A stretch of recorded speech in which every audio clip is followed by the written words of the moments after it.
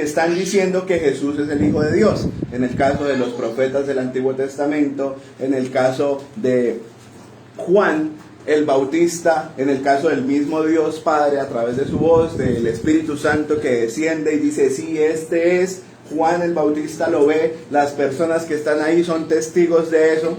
Los discípulos de Juan empiezan a ver que Jesús efectivamente cumple las señales de ser el Hijo de Dios y empiezan a seguirlo, que fue el caso de estos 4 pescadores de los que yo enseñé la última vez, que eran Pedro, su hermano Andrés, Jacobo y su hermano Juan. Y de esta forma empiezan a seguirlo a Jesús, sus primeros discípulos. Ahora, hoy también vimos esta mañana en la escuela dominical que la suegra de Pedro reconoce que Jesús es Dios, es el Hijo de Dios, y enseguida ¿qué hace? Le sirve, responde en adoración a lo que Jesús hace por ella. Entonces Marcos viene diciéndonos, Jesús es el Hijo de Dios. Ahora, Jesús como Hijo de Dios y como el gran profeta anunciado en el Antiguo Testamento, vimos que su misión no era solamente sanar personas, sanar a los enfermos y libertar a los endemoniados, sino que su misión era declararnos la verdad acerca del reino de los cielos. Y es lo que Marcos también empieza diciendo en el capítulo 1. Dice, este es el Evangelio. Jesús principia su ministerio. ¿Y qué hace Jesús cuando principia su ministerio? Está en capítulo 1, versículo 14. Dice, después que Juan fue encarcelado, Jesús vino a Galilea predicando el Evangelio del reino de Dios, diciendo, el tiempo se ha cumplido, el reino de Dios se ha acercado, arrepentidos y creed en el Evangelio. Entonces, la misión de Cristo era esa, que las personas conocieran el Evangelio, conocieran de qué trataba el reino, quién es el rey. Y esto es lo que Jesús empieza a enseñar por medio de sus parábolas, de sus enseñanzas a sus seguidores y a sus discípulos.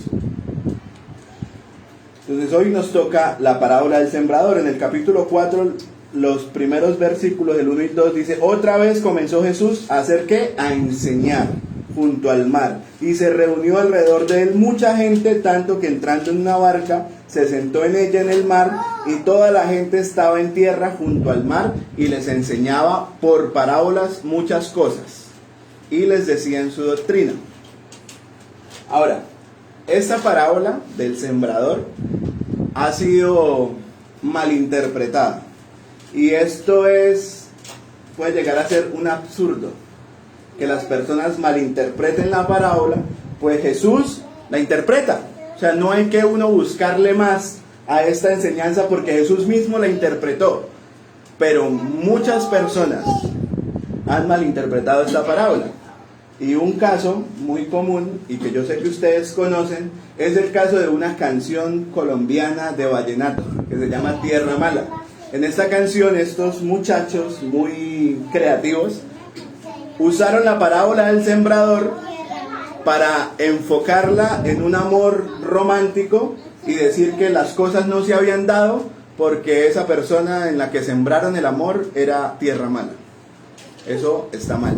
O sea, eso no es lo que la parábola quiere decir, como estos señores chiches del vallenato interpretaron esta parábola.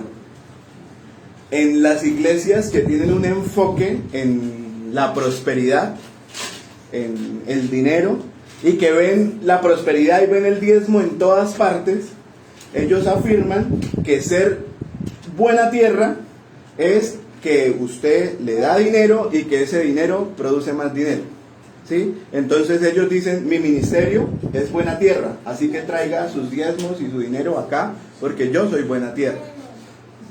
Eso es una malinterpretación de esta parábola porque no es lo que Jesús está diciendo ahí. ¿Listo?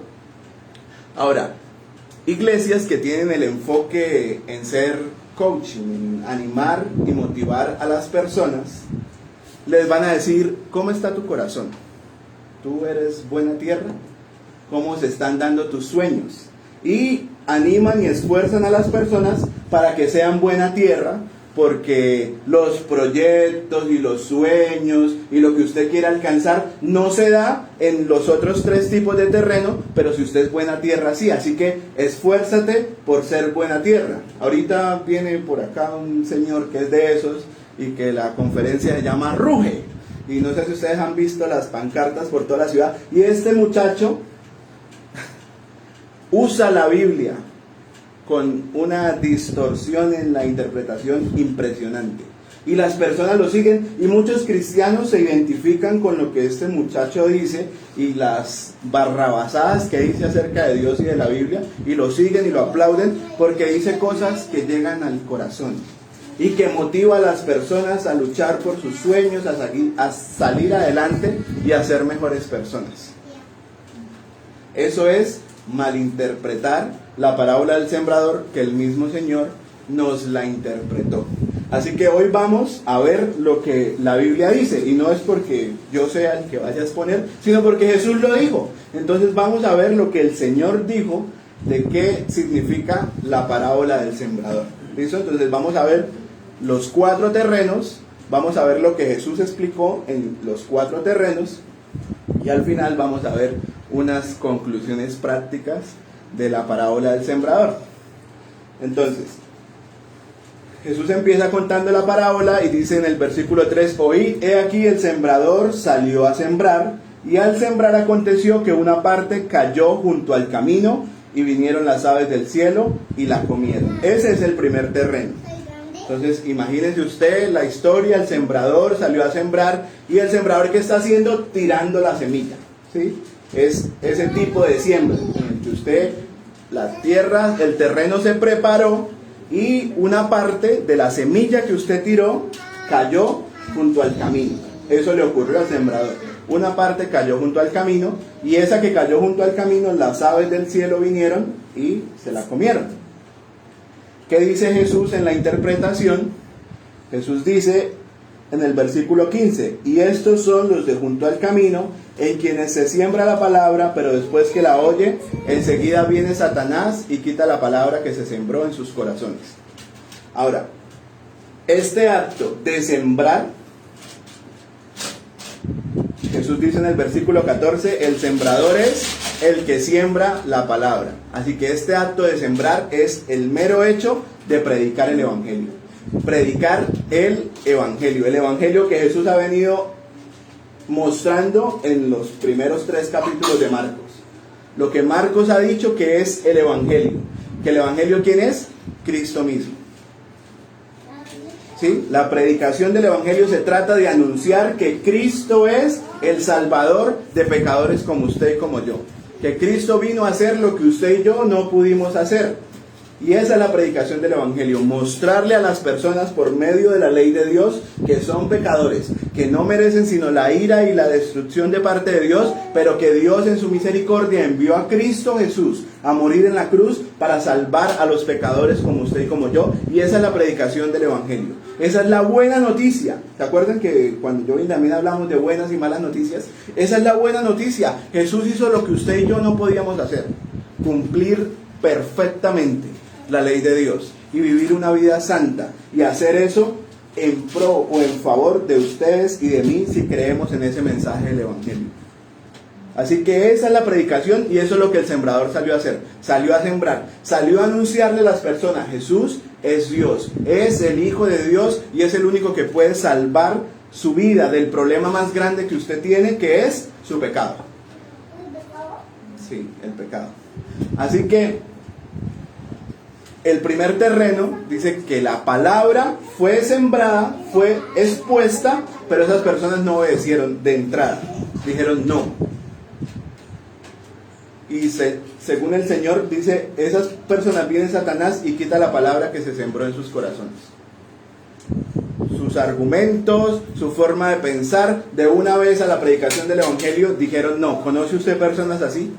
Personas a los que usted alguna vez les habló del evangelio y son cerrados y dicen no, y buscan 1000 excusas y 1000 razones para decir no, allá no, allá le van a sacar la plata, allá los van a explotar, allá les van a ustedes a prohibir vivir la vida buena, y usted va a vivir es allá en una religiosidad, en un mundo de cosas, y esas personas están cerradas al evangelio. Eso es lo que el Señor está diciendo.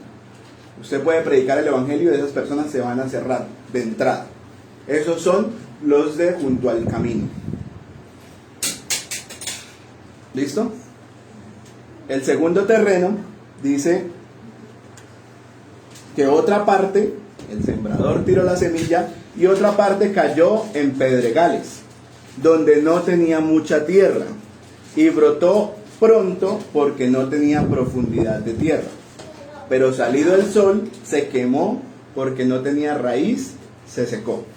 Jesús explica en el versículo 16 y dice, mire, estos son asimismo, o sea, como los de junto al camino, los pone en el mismo estatus, los que fueron sembrados en pedregales, los que cuando han oído la palabra, al momento la reciben con gozo, pero no tienen raíz en sí, sino que son de corta duración, porque cuando viene la tribulación o la persecución por causa de la palabra, luego tropiezan.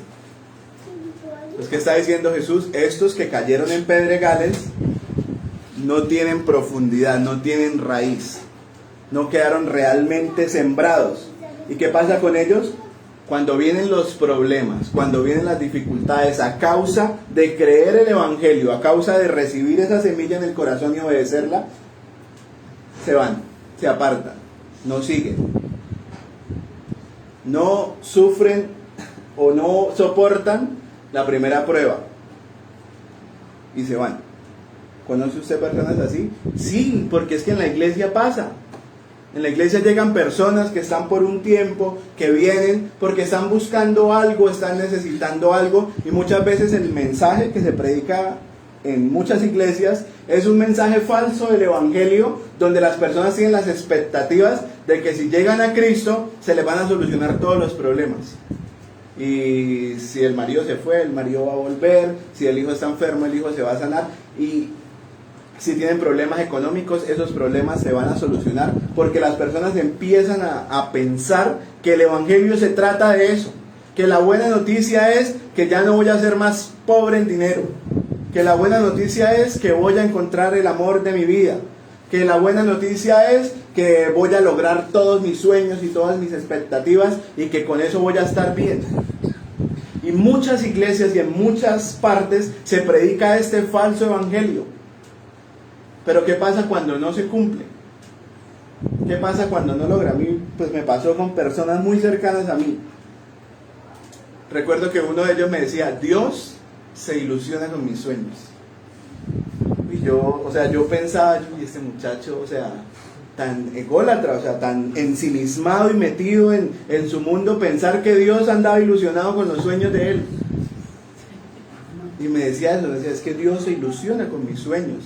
Y Dios se pone contento cuando yo tengo un nuevo sueño, un nuevo proyecto. Y era un líder de una iglesia y eso enseñaba a los muchachos que lo seguían a él. Ahora, ¿qué pasó? Que los sueños no se le dieron.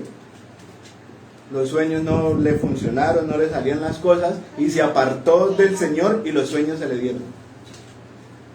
Las cosas le salieron, le funcionó todo. Entonces, ¿ahora qué es? Es ateo. Y dice, Dios no existe. ¿Por qué? Porque el Dios que a él le presentaron que se ilusionaba con los sueños de él, pues ese Dios no existe. Ese Dios no es real, pero el Dios de la Biblia sí es real. El Dios de la Biblia sí existe y no se ilusiona con sus sueños. Les digo de una vez. Pero es triste y las personas escuchan ese mensaje. Pero ¿qué dice el pasaje? Cuando vienen, son de corta duración, porque cuando viene la tribulación o la persecución por causa de la palabra, luego tropiezan, se apartan, no duran.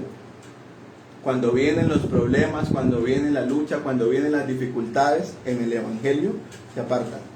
Cuando hay que defender la fe, cuando todo el mundo está en contra suya porque usted es cristiano, les da miedo y siguen con la corriente, se camuflan. Eso es lo que dice el pasaje, eso es lo que el Señor está diciendo. Entonces, ese tipo de personas y ese tipo de evangelio es dañino. O sea, ese mensaje que se escucha en la mayoría de iglesias acá en Girón hoy, ese mensaje es muy dañino. Porque hay muchos verdaderos creyentes que están escuchando eso y que están confiando en eso, en que Dios se ilusiona con los sueños de ellos. En que Dios está emocionado cada vez que se quieren casar, que quieren comprar un carro, que quieren no sé qué. O sea, rebajan el evangelio a esas trivialidades, a esas cosas tan chiquitas. Y yo no estoy diciendo que esté malo esté mal querer casarse, querer comprar un carro, eso no está mal, pero es que el evangelio no se trata de eso. El evangelio del Señor se trata de usted, de su relación con Él, de que usted tiene un problema con Dios y es que usted es un pecador y usted necesita urgente un Salvador. Y ese Salvador se encuentra solo en la persona de Cristo. Ese es el mensaje, o sea, es más grande y es más profundo. Si ve que dice, ellos no tenían profundidad. Su raíz estaba ahí por encima, superficiales. Y por eso ese mensaje superficial que se enfoca en las cosas de este mundo no funciona. Por eso tantas personas, usted los vio en algún tiempo que estuvieron en una iglesia, que caminaron en una iglesia, que participaban de actividades y hoy ya no están. ¿Por qué? Nunca lo fueron. Nunca hubo una verdadera raíz en ellos que profundizó y que echó hacia abajo para coger raíz y para estar fuerte cuando vinieran las pruebas. Nunca pasó. Y eso es muy triste. ¿Por qué? Porque pues están en la iglesia, uno los conoce, uno pasa tiempo con ellos, uno se encariña con esas personas. Pero las dificultades y los problemas los apartan del Señor, y eso es lo que Cristo está diciendo, y eso va a pasar y va a seguir pasando en la iglesia. Ahora, el tercer tipo de terreno son los espinos. Dice el pasaje en el 7, otra parte cayó entre espinos, y los espinos crecieron y la ahogaron y no dio fruto.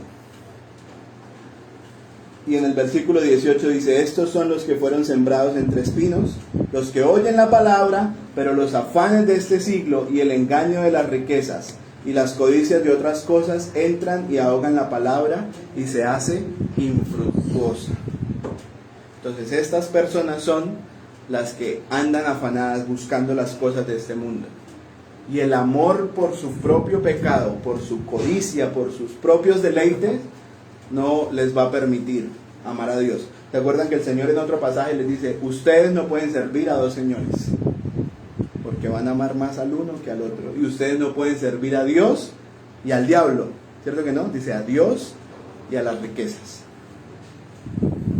Entonces este tercer tipo de terreno dice que los espinos ahogan la palabra, ahogan la semilla. ¿Por qué? Por lo mismo, nunca fueron salvos, nunca fueron cristianos. Estuvieron en una iglesia, escucharon el mensaje, participaron de las mismas actividades que ustedes participaron, pero en su corazón tenían otros anhelos totalmente diferentes. Estaban de la misma forma buscando que Dios, como el genio de la lámpara, les concediera deseos, caprichos, y por eso era que estaban. Pero cualquier oportunidad que tuvieron de ir a darle rienda suelta a sus deleites, a sus anhelos, salieron corriendo tras eso. Y no les importó más el evangelio y el Dios y el mensaje que ellos habían escuchado. Ahora note que estos dos últimos terrenos estuvieron en la iglesia, o sea, fueron parte, compartieron con las personas de la iglesia durante un tiempo. Dice el pasaje en Marcos 18, estos son los que fueron sembrados entre espinos, los que oyen la palabra, pero los afanes de este siglo y el engaño de las riquezas y las codicias de otras cosas entran y ahogan la palabra. Los afanes de este siglo, el engaño de las riquezas y las codicias de otras cosas entran y ahogan la palabra. Entonces note cómo esas personas estuvieron, escucharon, participaron, cantaron, estuvieron en los cultos, fueron a los eventos de la iglesia, participaron de estas cosas, pero nunca lo fueron, porque su corazón estaba sirviendo siempre a otro Dios. Se estaban sirviendo a ellos mismos y estaban incluso mirando qué provecho podían sacar de la iglesia. Ahora vemos que esos tres tipos de terreno, ninguno dio fruto. Algunos mostraron ciertas evidencias y parecía que lo fueran, ¿sí? La planta salió, tuvo hojitas, pero no dio fruto. Como no tenía raíz, el sol la quemó y como estuvo entre espinos, los espinos crecieron y la ahogaron y no dieron fruto. Pero hay un cuarto terreno que fue el que cayó en buena tierra. Dice el versículo 20, y estos son los que fueron sembrados en buena tierra, los que oyen la palabra y la reciben y dan fruto a 30, a 60 y a 100 por uno. Entonces, estos son aquellos que han recibido la palabra, el mensaje del Evangelio y lo han obedecido de corazón. Han reconocido que son pecadores y han respondido como Jesús espera que respondan, según Marcos 1, y es en arrepentimiento y en fe. Y esos son los frutos que Jesús esperaba que las personas tuvieran al recibir la predicación del Evangelio. Ahora, ¿quiénes son estos? ¿Y cuál es nuestra relación con este pasaje? ¿Sí? Nosotros podemos llegar a pensar que yo me puedo estar moviendo entre un terreno y el otro, y que hoy estoy entre piedras, y que hoy estoy entre espinos, y que mañana puedo llegar a ser buena tierra. Y muchas predicaciones son así: hermano, salga de las piedras, hermano, salga de los espinos. Y yo quiero decirles que eso no es posible, porque el ser buena tierra no es algo que ustedes y yo podamos producir o podamos provocar. ¿Listo? La buena tierra es algo que Dios hace. Y en el campo de la agricultura, la tierra fértil es tierra fértil, y es tierra donde los árboles o las plantas van a germinar y van a dar fruto. Y las tierras que son ácidas y que tienen otras características, los árboles no van a crecer y no van a dar fruto, porque son mala tierra y van a seguir siendo mala tierra. Ahora, ¿a qué voy con esto? Y es algo que el pasaje dice y que es para uno sentir escalofrío, pensar en esa realidad del Evangelio. Y está en el versículo 11 y 12. Y les dijo: a vosotros os es dado saber el misterio del reino de Dios, mas a los que están fuera, por parábolas todas las cosas, para que viendo vean y no perciban, y oyendo oigan y no entiendan, para que no se conviertan y les sean perdonados los pecados. Y esto es impresionante. O sea, ahí Jesús está describiendo los tres primeros tipos de terreno. Y está diciendo: ellos van a ver, pero no van a percibir. Y van a oír, pero no van a entender. Y no van a ser salvos. Y ese pasaje está en Isaías, capítulo 6. Si quieren vamos allá. Versículos del 6 al 9.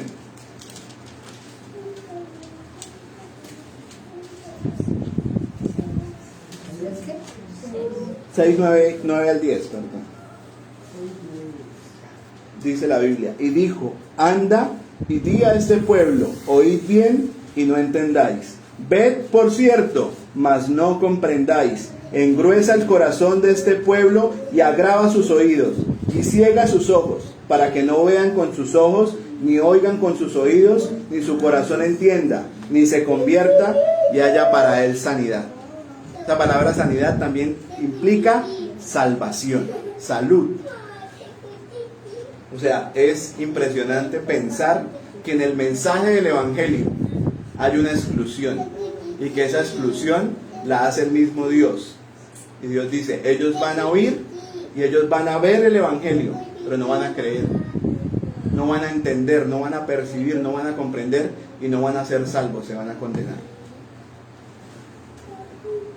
Impresionante, ¿cierto? O sea, eso es para uno temblar y uno, Señor, o sea, y entender que realmente Dios ha tenido misericordia de nosotros. O sea, entender que yo soy un privilegiado cuando puedo ver el Evangelio, cuando puedo entenderlo y que me he podido arrepentir, que el pecado duele. O sea, que yo no puedo vivir como vive todo el mundo porque el Señor me ha salvado a mí, porque el Señor puso su gracia en mí, yo pude entender el Evangelio y obedecerlo, y en otras personas no lo quiso hacer. ¿Por qué? Porque a Él le plació. porque Él fue el que preparó mi corazón para que fuera buena tierra y quiso que yo la fuera. En el caso de ustedes también, si ustedes creen en el Señor, si ustedes han obedecido al Evangelio, si ustedes están confiando en Él plenamente, eso es una gracia del Señor, eso es algo que usted no puede provocar. Usted no puede por sí mismo ser buena tierra, eso es algo que solo Dios hace, eso es algo que es una obra solamente de Dios, hacer que ustedes puedan creer y obedecer en el Evangelio. Por eso la predicación del Evangelio es vaya y predique. Y los que responden, pues son los que son buena tierra, los que van a estar y van a permanecer. Van a seguir, así vengan las pruebas, vengan las luchas y vengan las tentaciones de la riqueza y de las cosas de este mundo que pueden ahogar la palabra y apartar a la gente del Señor. ¿Por qué seguimos nosotros? Porque a Dios le ha placido, porque Él nos ha guardado. Porque quiero decirles algo, si por mí fuera, yo ya hace rato me hubiera ido. Si por mí fuera, hace rato hubiera corrido tras las cosas de este mundo. Hace rato cualquier problema, cualquier dificultad que hubiera tenido, me hubiera apartado del Señor, porque yo no podría seguir por mí mismo. Pero Dios ha tenido misericordia y Él es el que me ha sostenido y me ha guardado y ha hecho que permanezca en Él y que de alguna forma dé fruto. No es por mí, es su gracia en mí. No es por ustedes, es la gracia del Señor en ustedes lo que los sostiene y lo que hace que ustedes permanezcan en Él y puedan seguir dando fruto de arrepentimiento y de fe en su vida. Es por eso que ustedes vienen a la iglesia. El apóstol Pablo en la carta a los Colosenses dice, porque Él es el que produce en ustedes el querer como el hacer por su bendita voluntad. Así que el que hace que nosotros queramos orar, queramos leer la Biblia, queramos participar de los estudios, venir a los cultos, es el Señor. Es su buena voluntad que produce en nosotros eso. Es por eso que madrugamos, nos alistamos y participamos del culto de la congregación con otros hermanos. Eso lo hace, es Él. Es su gracia. Es por eso que usted se abstiene del pecado y que usted lucha contra sus pecados y que usted no puede vivir feliz y contento viviendo en el mal y en el pecado, porque usted entiende, yo le pertenezco al Señor y ese convencimiento solo se lo puede dar el Señor.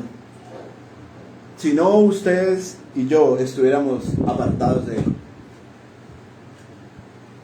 Si no, nosotros viviríamos cualquier otra historia, menos la historia del Evangelio y de ser hijos del Señor. Pero ese es el regalo más bonito y más grande y mejor regalo de todos. Cristo se ha ofrecido por usted y por mí y nos ha salvado. Cristo es este Evangelio, Cristo es esa semilla y ha dado fruto en su corazón. La pregunta ahora, ¿es así? ¿Usted está viviendo así? ¿Usted está reconociéndose pecador y entendiendo que solo por la gracia del Señor es que usted puede ser salvo? ¿Que solo por la obra de Cristo en la cruz es que hubo el pago de su pecado y usted puede acercarse a Dios? Porque esa es la forma y ese es el fruto que Dios espera que nosotros demos como sus hijos, como su buena tierra.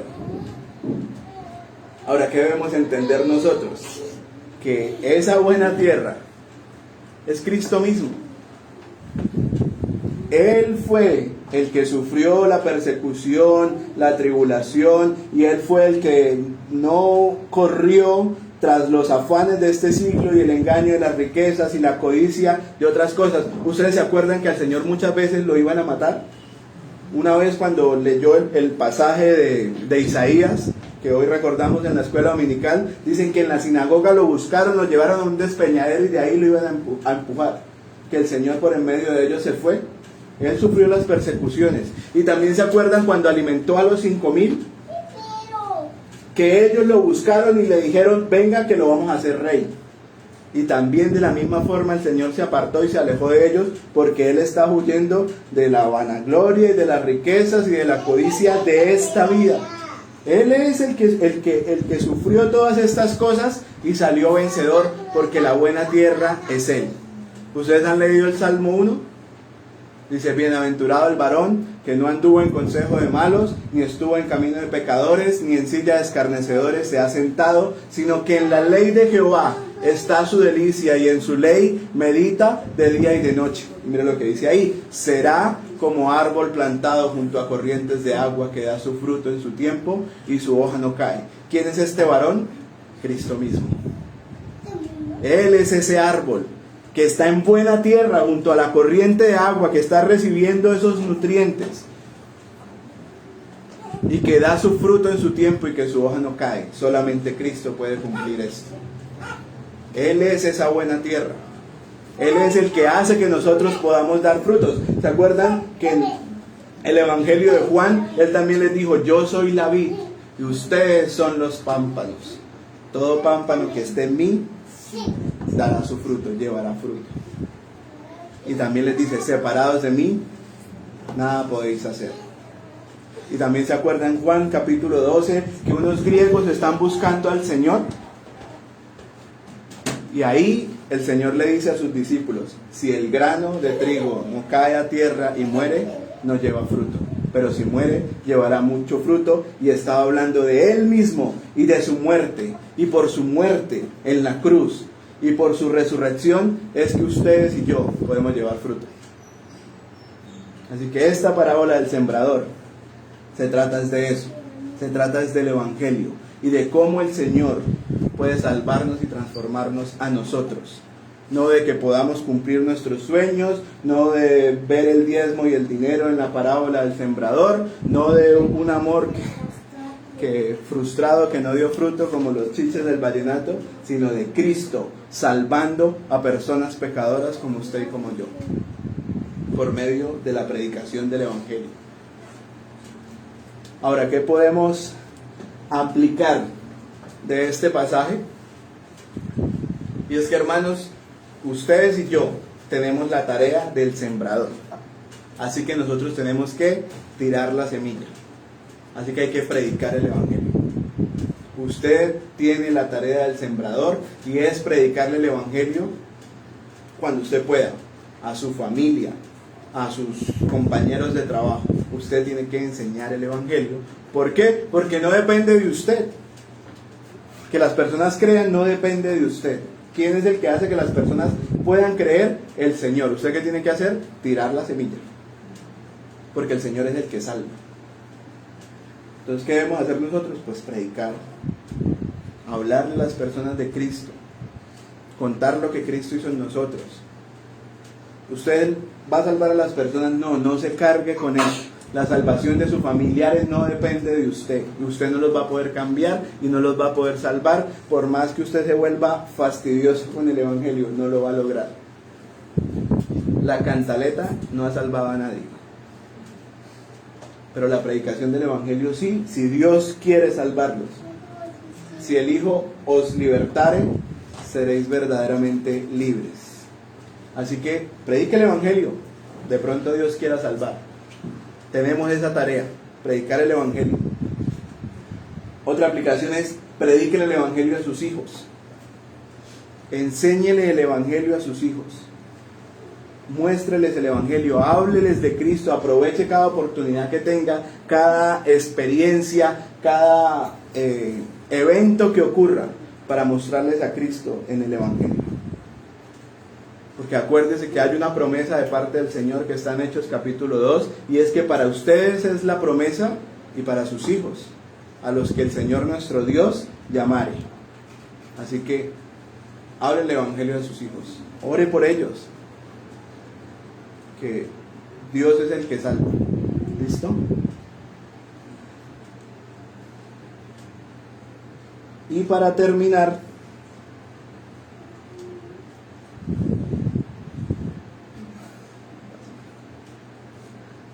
recordemos que el Señor nos da acá en esta parábola un principio de interpretación de la Biblia.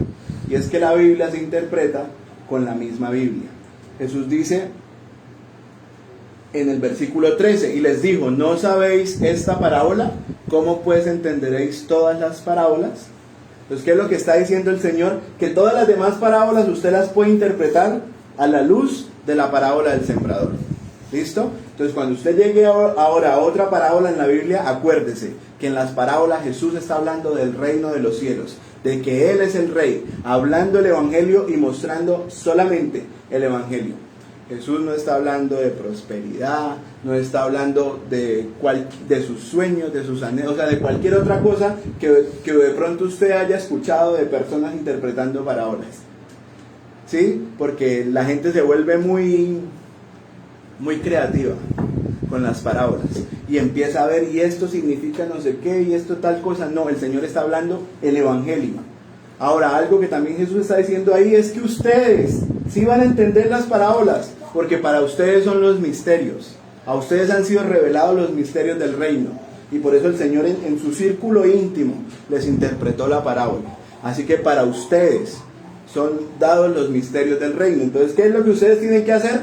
Estudiar la Biblia. Vayan a la Biblia, participen de los estudios, conéctense a los estudios que hace el Pastor Noel, participen de los estudios, indaguen en la Biblia. Acuérdense que los que estaban en pedregales y no tenían raíz, no había sustento. Pero nosotros, los que hemos respondido al Evangelio, nos interesa la Biblia, queremos aprender, queremos estudiar porque queremos echar raíces. Y eso es algo que Dios produce naturalmente en nosotros. Así que ustedes, como son del Señor, por naturaleza van a dar frutos buenos. Jesús lo dice también en el Sermón del Monte. El árbol bueno, por naturaleza, da frutos buenos. Así que ustedes, por naturaleza, su anhelo es estar en los estudios, participar de los momentos de oración, participar de los cultos, de los devocionales, porque ustedes necesitan aprender de ese Dios que los salvó. Amén. Oremos. Señor, te damos gracias por tu palabra. Te damos gracias porque tú nos has salvado, Señor. Y porque tú eres esa buena tierra, Señor, que dio fruto al 100, Señor. Y nos has salvado a nosotros para que demos fruto también como tú has dado, Señor. Gracias por ser nuestro Salvador. Gracias por ser nuestro Cristo. Y gracias, Señor, porque en tu misericordia, en tu plan, estaba que hubiese una iglesia reformada acá en Girón, Señor, donde tu evangelio fuera predicado, Señor, y donde personas de Girón fueran alcanzadas por tu palabra. Te rogamos, Señor, que tú bendigas a esta iglesia, Señor, que en tu misericordia tú hagas crecer a esta iglesia y hagas, Señor, que los miembros de la iglesia bautista reformada Girón den fruto al 30, al 60 y al 100 por uno, Señor. Ayuda a mis hermanos a arrepentirse, a creer en ti, a luchar contra sus pecados, Señor, con toda la fuerza que tú les des. Y ayuda, Señor, a que esta iglesia y esta comunidad crezca en Girón, Señor, porque es muy necesaria. Sabemos, Señor, lo que sufre esta ciudad por causa del pecado. Las pandillas, la violencia, el microtráfico, la prostitución, la pernicia, se han aumentado, Señor. Y es necesario que tu luz ilumine, que tu luz alumbre en esta ciudad. Señor, y aquí está tu pueblo, tu luz. Te rogamos, Señor, que tú les des el valor y el denuedo, Señor, para predicar el Evangelio, para vivir el Evangelio, para obedecerte a ti, Señor, para ser fieles a ti y para llevar tu nombre, Señor, a la ciudad del municipio de Girón, Señor. Te damos gracias, Padre Celestial, porque en medio de tu plan y por tu misericordia estás haciendo una obra muy buena, Señor, en Santander. Y te damos gracias, Padre Celestial, porque el Evangelio está siendo reconocido y aceptado por muchas personas. Porque muchos cristianos que están siendo víctimas de falsos profetas y falsos maestros que los explotan están abriendo sus ojos y están buscando iglesias donde haya alimento, Señor. Te ruego que tú traigas a las ovejas de Girón a esta iglesia, Señor, y que puedan participar del alimento, Señor, que mis hermanos participan. Gracias te doy por el Pastor Noel. Bendícelo, Señor, y ayúdalo en su ministerio, a él, a su familia y a esos hermanos que le apoyan, Señor. Bendice la iglesia de Girón, te lo pedimos en Cristo Jesús. Amén.